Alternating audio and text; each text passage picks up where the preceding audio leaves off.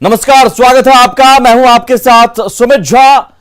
दिन भर की बड़ी खबरें आपको दिखाएंगे इस बुलेटिन में और उन खबरों के मायने भी समझाएंगे। यूपी के कानपुर में एक मूक बधिर स्कूल के छात्र आदित्य गुप्ता के धर्मांतरण के तार मुजफ्फरपुर से जुड़ते दिख रहे हैं और इसकी जांच के लिए यूपी एटीएस की टीम मुजफ्फरपुर पहुंची है। मुजफ्फरपुर के हथौड़ी का रहने वाला रागिब आलम कानपुर के उसी ज्योति मूक बधिर स्कूल में टीचर था जिसके छात्र आदित्य ने धर्मांतरण किया है। यूपी में धर्मांतरण का मामला, अब मुजफ्फरपुर से जुड़े तार। हथौड़ी पहुंची यूपी एटीएस की टीम।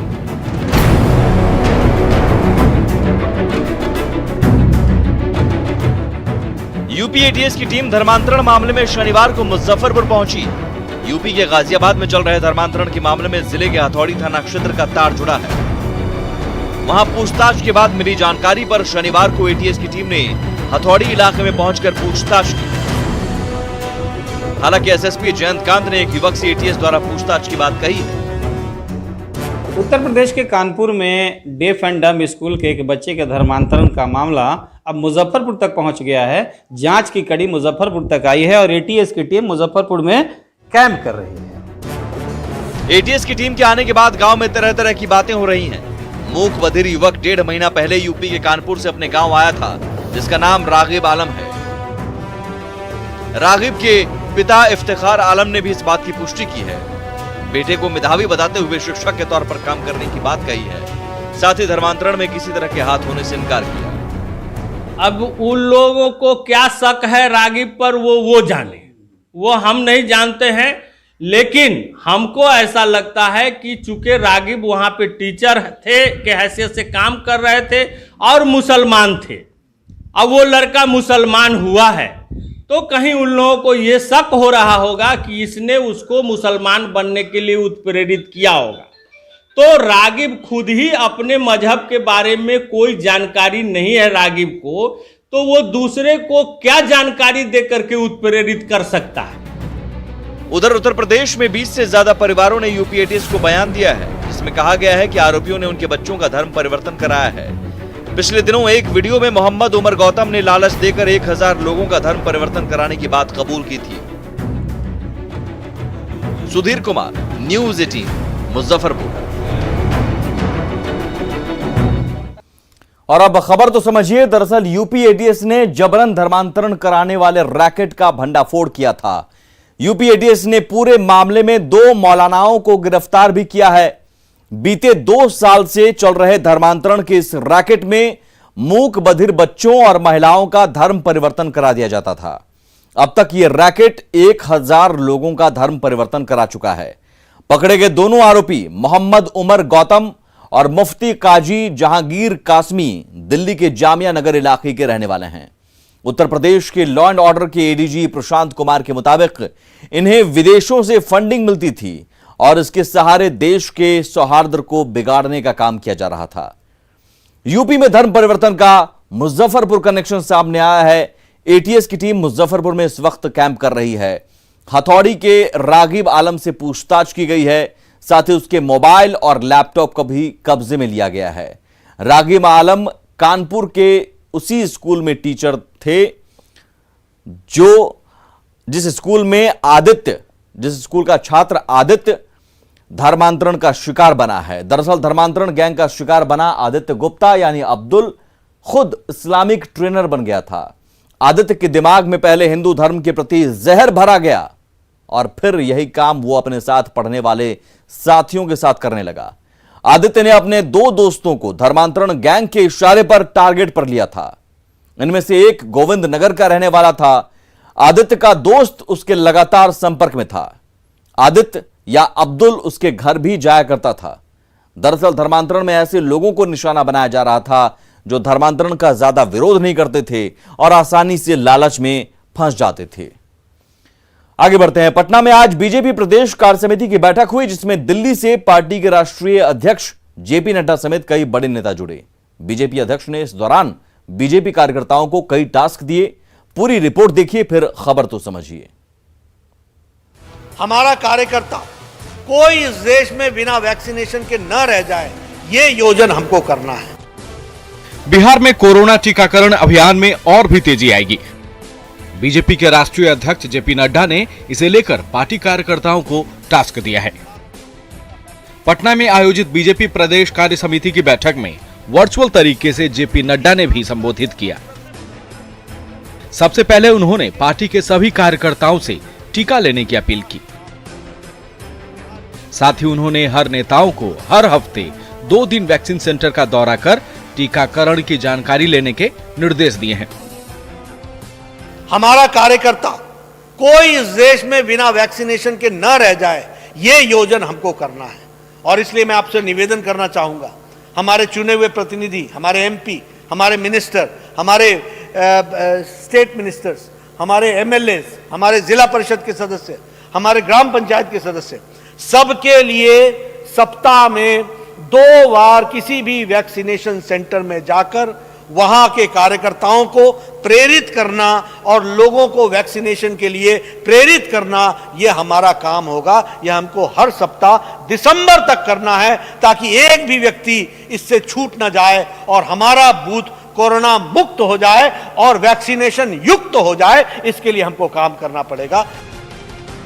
इसके साथ ही जेपी नड्डा ने बिहार में ज्यादा से ज्यादा लोगों को वैक्सीन लगाने के लिए उठाए जा रहे कदम की भी सराहना की है। न्यूज़ 18 के लिए पटना से साकेत कुमार की रिपोर्ट। खबर तो समझिए, बिहार में काफी तेजी से टीकाकरण किया जा रहा है। अंतर्राष्ट्रीय योग दिवस पर टीकाकरण मामले में बिहार ने रिकॉर्ड बनाया। 21 जून सोमवार को 7 लाख लोगों को वैक्सीन लगाई गई। बिहार में 1,23,00,000 लोगों को पहली डोज और 22,33,00,000 लोगों को दूसरी डोज मिल चुकी है। 22,33,000 लोगों को दूसरी डोज मिल चुकी है। देश में दूसरी लहर का प्रभाव कम हुआ, देश भर में पाबंदियां हटने लगी हैं, लेकिन कोरोना की तीसरी लहर की आशंका को लेकर सावधानी के साथ टीकाकरण भी जरूरी है। केंद्र सरकार कोरोना टीकाकरण को लेकर काफी गंभीर है। भारत में पहले विभिन्न बीमारियों के टीके मिशन मोड पर तब आए जब दुनिया इन बीमारियों से पार पा चुकी थी, लेकिन कोरोना महामारी के बाद टास्क फोर्स बनाई गई। पीएम मोदी ने इसे लेकर उद्यमियों और वैज्ञानिकों का हौसला भी बढ़ाया। भारत ने 9 महीने के अंदर 2 वैक्सीन तैयार कर ली और बीजेपी का जोर जाहिर है कार्यकर्ताओं को इस काम में लगाने का है और कार्यकर्ताओं को इस काम में लगाने के बाद वैक्सीनेशन की प्रक्रिया में और तेजी आएगी। शुक्रवार को नेता प्रतिपक्ष तेजस्वी यादव ने एक ऐसा दावा किया जिसे बिहार में विपक्ष तो जोश में आ ही गया, साथ ही सियासी हलचल भी थमने का नाम नहीं ले रही है। देखिए रिपोर्ट, फिर खबर तो समझिए। मैंने उस समय भी कहा था कि they were absent during the corona first wave, और मैंने कहा था कि यह सिर्फ दिल्ली बैठे और बाद में सिर्फ चुनाव के समय आकर के उस पर राजनीति करने की बात शुरू की। बीजेपी अध्यक्ष जेपी नड्डा का ये बयान नेता प्रतिपक्ष तेजस्वी यादव के लिए है, जिसमें उन्होंने तेजस्वी पर कोरोना काल में जनता के बीच से नदारद रहने को लेकर तंज कसा है। दरअसल शुक्रवार को नेता प्रतिपक्ष तेजस्वी यादव अपने चुनावी क्षेत्र राघोपुर में बाढ़ से कटाव का जायजा लेने लंका टोली पहुंचे थे। जायजा लेने के दरमियान ग्रामीणों ने जब अपनी समस्या गिनाई तो तेजस्वी ने बिहार की राजनीति को गरमाने वाला बड़ा बयान दे डाला। 3 महीना रोजे सरकार गिरे जा रहा है, 3 महीना रोजे सरकार गिरे जा रहा है, 3 महीना रोजे सरकार गिरे जा रहा है। तेजस्वी के इस दावे के बाद से ही बिहार की सियासत में उबाल आ गया है। बीजेपी कार्य समिति की बैठक को संबोधित करने के दौरान बीजेपी अध्यक्ष जेपी नड्डा ने नेता प्रतिपक्ष पर जमकर हमला बोला। कोई विपक्षी नेता दिखता नहीं है समाज के लिए, और काम करते हुए दिखते हैं तो वो भारतीय जनता पार्टी के लाखों कार्यकर्ता धरती पर दिखते हैं। इस बात को हमको समझना चाहिए। तेजस्वी के दावे पर बीजेपी के साथ जेडीयू ने भी चुटकी ली है। साथ ही सरकार को 5 साल तक चलने का भी दावा किया है। सरकार ये जनता के भरोसे पर बनाई जाती है। जनता वोट देती है, बहुमत आता है, सरकार बनती है। तो गिरना और बनना ये एक ही बार होता है। सरकार ने शपथ लिया और मैंने कई बार कहा है कि हमारे पास बहुमत है और 5 साल तक। तेजस्वी के बयान पर जेडीयू के साथ बीजेपी भी लगातार हमलावर है। अब संभावनाओं के सियासी खेल में किसके दांव में कितना दम है, इसके लिए इंतजार करना होगा। पटना से साकेत कुमार के साथ आनंद अमृतराज की रिपोर्ट। दरअसल बाढ़ के बीच अपनी राजनीतिक जमीन तलाशते तेजस्वी यादव शुक्रवार को अपने विधानसभा क्षेत्र राघोपुर पहुंचे थे। बाढ़ से कटाव का जायजा लेने लंका टोला में ग्रामीणों ने जब अपनी समस्या गिनाई तो तेजस्वी ने बिहार की राजनीति को गरमाने वाला बड़ा बयान दे डाला। उन्होंने 2-3 महीने में नीतीश सरकार के गिर जाने का दावा किया। दरअसल तेजस्वी तकरीबन 204 दिनों बाद अपने क्षेत्र पहुंचे थे, जिसे लेकर लोग नाराज थे। राघोपुर में गंगा का जलस्तर बढ़ जाने की वजह से वहां के लोग परेशान हैं। घर छोड़कर लोग पलायन करने के लिए मजबूर हैं। ऐसे में कोरोना काल में क्षेत्र से नदारद रहे तेजस्वी यादव राघोपुर की जनता से मुलाकात करने के लिए आए। तेजस्वी के बयान के बाद बिहार की सियासत गर्म है। हालांकि सीएम नीतीश पहले ही किसी विवाद को नकार चुके हैं। वहीं जेडीयू के नेता भी यह दावा कर चुके हैं कि आरजेडी के भी कई विधायक जेडीयू के संपर्क में हैं। वहीं सियासत में बयान की टाइमिंग भी मायने रखती है। एलजेपी में टूट के बीच तेजस्वी ने यह बयान दिया है। तेजस्वी ने चिराग पासवान की तरफ दोस्ती का भी हाथ बढ़ाया है और तेजस्वी ने पहले चिराग को साथ आने का ऑफर दिया और अब उनकी पार्टी 5 जुलाई को रामविलास पासवान की जयंती मनाएगी। इस मौके पर पार्टी दफ्तर में उनकी फोटो पर पार्टी के सभी वरिष्ठ नेता माल्यार्पण करेंगे। बिहार में हो रही बारिश से कई शहरों की हालत नारकीय हो गई है। भीषण जल जमाव से लोग कहीं जलकैदी बनकर रह गए हैं तो कहीं खाने पीने तक दिक्कत हो रही है। पानी की इस मनमानी के आगे बाजार की कौन पूछे। सरकारी कार्यालयों, अस्पतालों की भी हालत बद से बदतर हो गई है। कहीं शहर में समंदर सा नजारा, कहीं टापू में तब्दील हुआ टाउन, कहीं पानी में डूबा अस्पताल, कई इलाकों में बाढ़ रिटर्न्स। लोग समंदर में शहर बसाने का सपना देखते हैं, लेकिन बिहार में नगर विकास विभाग ने ऐसी प्लानिंग की है कि इन दिनों शहर में ही समंदर का नजारा दिख रहा है। अब जरा समस्तीपुर की ही हालत देख लीजिए। यहाँ काशीपुर मोहल्ले में घर, दुकान सब कुछ तैरता नजर आता है। यहाँ तक कि लोगों का बेडरूम और किचन भी तैर रहा है। शहर के आधे से अधिक इलाके में तो 2 से 5 फीट तक पानी जमा है। यहाँ की स्थिति यही है कि हम लोग जो है सो कभी इतना पानी को नहीं झेले बारिश में। इस बार की बारिश जो है, बारिश भी हुई है, अच्छी बात है जो बारिश हुई है, लेकिन नगर परिषद का ये है कि टोटल एरिया, हर एरिया का पानी काशीपुर में आ रहा है, जिसके वजह से हम लोग जो है पानी का समस्या को झेल रहे हैं। जल जमाव से कराह रहे दरभंगा का भी दर्द देख लीजिए। पूरा शहर जैसे टापू में तब्दील हो गया है। बारिश ने नगर निगम के तमाम दावों की पोल खोल दी है। पानी की मनमानी से सिसकते सासाराम की हालत तो और भी बदतर हो गई है। शहर के निचले इलाके को छोड़िए, सदर अस्पताल का कोना कोना पानी में डूबा है। ऐसे में इलाज और जांच से लेकर सब कुछ ठप पड़ गया है। जो है अस्पताल का अंदर का दृश्य मैं आपको दिखा रहा हूं। आप देखिए किस प्रकार यहाँ पानी पानी है और कर्मी जो है कुछ सुधार करने में लगे हुए हैं। हल्की सी बारिश में भी हरदम डूबे रहने वाले हाजीपुर में लोग इस कदर हताश हो गए हैं कि पानी के बीच ही जिंदगी गुजारने को अपनी नियति मान ली है। प्रशासन लगाए हुए हैं अभी पंपिंग से बाहर पानी निकलता है, फिर वर्षा होने आता है, पानी शुरू हो जाता है। मुजफ्फरपुर में भी लोगों की मुसीबतें कम नहीं हो रही है। शहर के निचले इलाकों में बसे दर्जनों कॉलोनी में जल जमाव से लोगों की जिंदगी नारकीय हो गई है। शहर के हाजी कॉलोनी में परेशान दर्जनों परिवारों ने अपना ठिकाना बदल लिया है। स्थिति तो सरकार का दुहाई देना चाहिए इस पर। कितने दिनों से है ये पानी? तो यहाँ तो पूरे गर्मी के दिन में ही पानी लगा हुआ रहता है। नरकटियागंज के कई इलाकों में एक बार फिर से बाढ़ के हालात पैदा हो गए हैं। छोटी बड़ी नदियों का जलस्तर बढ़ने के साथ ही पहाड़ी नदियां भी उफान पर है, जबकि गंडक के दियारा इलाके में पानी बढ़ने से किसानों को भारी नुकसान हुआ है। देखिए ना, कम से कम 4-5 एकड़ जमीन है, पानी में डूब गया है। बिया 2 बार गिराया गया और बिया मैंने डूब बर्बाद हो गया। अब खेती नहीं होगा, भूखे मरने के कगार पर हम लोग हैं। भागलपुर के सबौर में भी गंगा से हो रहे कटाव का कहर देखने को मिल रहा है। संतनगर पथ में कटाव के बाद प्रशासन ने मरम्मत का काम शुरू किया है, लेकिन इस कटाव की वजह से किसानों को भारी नुकसान हो चुका है। यानी शहर शहर पानी का कहर जारी है। Bureau report, news 18। और अब खबर तो समझिए। हर साल आने वाली बाढ़ से उत्तर बिहार की लगभग 76% आबादी प्रभावित होती है।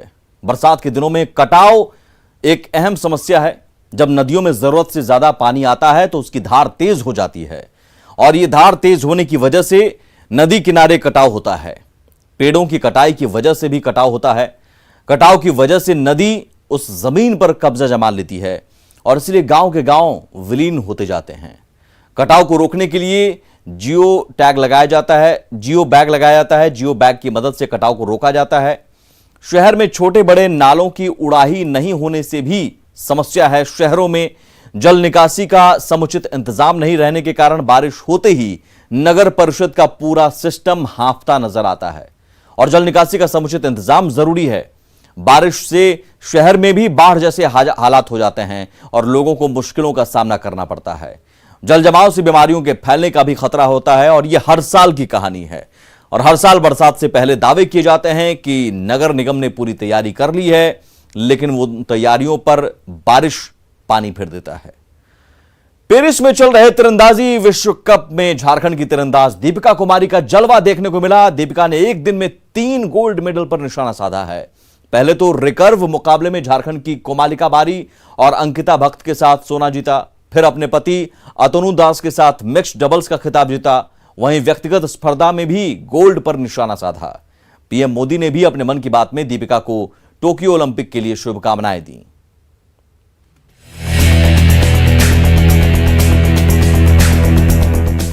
पेरिस वर्ल्ड कप में झारखंड की बेटियों ने परचम लहराया है। झारखंड की दीपिका कुमारी, कोमोलिका भक्त और अंकिता बारी की महिला रिकर्व टीम ने गोल्ड पर निशाना साधा है। साथ ही दीपिका ने अपने पति अतनु दास के साथ मिश्रित युगल में भी स्वर्ण पदक पर कब्जा जमाया। यानी दीपिका कुमारी ने पेरिस वर्ल्ड कप में एक दिन में 2 गोल्ड मेडल पर निशाना साधा।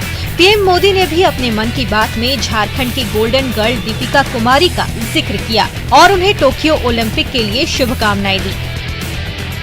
दीपिका कुमारी जी के जीवन का सफर भी उतार चढ़ाव भरा रहा है।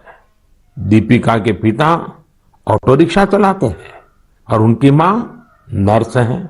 और अब देखिए, दीपिका अब टोक्यो ओलंपिक्स में भारत की तरफ से एकमात्र महिला तीरंदाज है। कभी विश्व की नंबर 1 तीरंदाज रही दीपिका के साथ हम सबकी शुभकामना है। दीपिका भारत की एकमात्र महिला तीरंदाज है जिन्होंने टोक्यो ओलंपिक के लिए क्वालिफाई किया है। पेरिस वर्ल्ड कप में गोल्ड पर निशाना साधने के बावजूद महिला रिकर्व टीम ओलंपिक के लिए क्वालिफाई नहीं कर सकी। इधर मन की बात में पीएम मोदी द्वारा दीपिका को शुभकामना देने पर दीपिका के माता पिता ने खुशी जताया है और पीएम मोदी का आभार जताया है। प्रधानमंत्री को बहुत बहुत हम धन्यवाद देते हैं और जो मन की बात बोले हैं उसके लिए हम सदा आभारी रहेंगे। प्रधानमंत्री जी को अपने तरफ से सभी की तरफ से धन्यवाद देना चाहती हूँ कि जो उन्होंने मेरी बेटी को शुभकामना दिए हैं और इसके लिए मैं शुक्रिया अदा करती हूँ कि मैं उनका शुक्रगुजार हूँ। कोमलिका और अंकिता टाटा आर्चरी अकादमी से हैं, जबकि दीपिका भी पहले टाटा आर्चरी से जुड़ी हुई थी। अब दीपिका का सपना ओलंपिक में देश के लिए गोल्ड जीतना है। रांची से संजय सिन्हा के साथ ब्यूरो रिपोर्ट, न्यूज़ 18 नेटवर्क। और अब खबर तो समझिए, विश्व कप तीरंदाजी प्रतियोगिता में रांची की बेटी दीपिका कुमारी ने शानदार प्रदर्शन करते हुए पेरिस में शान से तिरंगा लहराया है। तीरंदाज ने एक ही दिन 3 स्वर्ण पदकों पर यानी 3 गोल्ड पर निशाना साध के रिकॉर्ड बनाया है, जिस पर झारखंड के साथ साथ पूरे देश को अपनी बेटियों पर गर्व है। अब खिलाड़ियों की नजर टोक्यो ओलंपिक पर टिकी है और जाहिर है टोक्यो ओलंपिक में भी सोना पर निशाना साधने की कोशिश होगी। और शुभकामनाएं मिली हैं पीएम मोदी की तरफ से। पीएम मोदी ने भी आज मन की बात कार्यक्रम में देश के उन खिलाड़ियों का हौसला बढ़ाया जो टोक्यो में होने वाले ओलंपिक खेलों में भाग लेंगे। पीएम मोदी ने झारखंड की तीरंदाज दीपिका के संघर्ष का जिक्र किया, साथ ही टोक्यो ओलंपिक के लिए शुभकामनाएं दी। और पीएम मोदी जिस तरह से खिलाड़ियों का हौसला बढ़ाते हैं, उससे छोटे शहरों के खिलाड़ियों को भी आगे बढ़ने को लेकर प्रेरणा मिलेगी। आगे बढ़ते हैं। जम्मू कश्मीर में आतंकियों की 2 बड़े हमले की साजिश नाकाम हो गई। पहली साजिश ड्रोन हमले से जम्मू कश्मीर एयरबेस को नुकसान पहुंचाने की थी, जबकि दूसरी साजिश में आतंकियों के निशाने पर जम्मू का एक भीड़ भाड़ वाला इलाका था।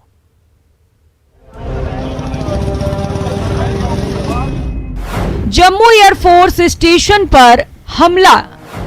ड्रोन से बड़े हमले की थी योजना। हमले के पीछे पाक कनेक्शन। एनआईए की टीम जांच में जुटी। अब वो एंट्री कर रहे हैं। एनआईए की टीम लगातार सुबह से जो हम कह रहे हैं कि यहाँ पे ड्रोन से जो हमला किया गया उसको देखते हुए एनआईए की टीम यहाँ पहुंची है। इसको खंगाला जाएगा, एनआईए की टीम की तरफ से पूरा देखा जाएगा आखिर ये हमला क्या हुआ, किस तरह से हुआ और किस तरह से ये एग्जीक्यूशन हुआ है। जम्मू एयरफोर्स स्टेशन पर हमले की जांच में अब एनआईए की टीम जुट गई है। बेहद सुरक्षा वाले टेक्निकल एरिया में ड्रोन से इस हमले को अंजाम दिया गया। पूरी चीजों को खंगाला जाएगा। आतंकवादियों ने किस तरह से इस चीज को एग्जीक्यूट किया है, इस आतंकवादी हमले को ब्लास्ट करने में किस तरह से वो इस पूरे सिक्योरिटी एरिया में। अब तक जो जानकारी सामने आई है उसके मुताबिक शनिवार रात 1:30 से 2 बजे के बीच हमले को अंजाम दिया गया। जम्मू एयरबेस स्टेशन में 5 मिनट के भीतर 2 धमाके हुए। हमले के लिए ड्रोन और आईईडी के इस्तेमाल का शक है। इमारत पर हुए पहले धमाके में 2 बैरक क्षतिग्रस्त हुए। खुले मैदान में दूसरा धमाका होने से कोई नुकसान नहीं हुआ। इन हमलों में एयरफोर्स के 2 जवान मामूली रूप से घायल हुए। इस हमले के लिए यूएपीए के तहत मामला दर्ज किया गया है। हमले की जांच में एनआईए, सेना और पुलिस जुटी है। हमले के पीछे पाकिस्तानी कनेक्शन की जांच हो रही है। पाकिस्तान की तरफ से ये बहुत एक गंदी चाल है और अगर ये ड्रोन अटैक है पाकिस्तान की तरफ से तो इसका जवाब तो ये जरूर मिलेगा। जम्मू कश्मीर के डीजीपी दिलबाग सिंह के मुताबिक आतंकियों की साजिश 2 बड़े हमलों की थी। उनके निशाने पर एक ओर एयरफोर्स स्टेशन और दूसरी ओर शहर के भीड़ भाड़ वाले इलाके थे। सुरक्षा बलों ने जम्मू के चित्रकूट नगर से 2 आतंकियों को गिरफ्तार किया, जिनके पास से करीब 5 किलो आईईडी बरामद की गई। ये दोनों आतंकी साजिश ऐसे वक्त हुई जब एक ओर रक्षा मंत्री राजनाथ सिंह लद्दाख के दौरे पर पहुंचे हुए हैं और दूसरी ओर केंद्र सरकार जम्मू कश्मीर में विकास को रफ्तार देने के प्रयास में जुटी है। सेना के ऑपरेशन ऑल आउट से पहले से ही आतंकी बौखलाए हुए हैं। Bureau report, news 18 network. और इसी के साथ इस बुलेटिन में इतना ही। आगे भी खबरों का सिलसिला लगातार जारी है। नमस्कार।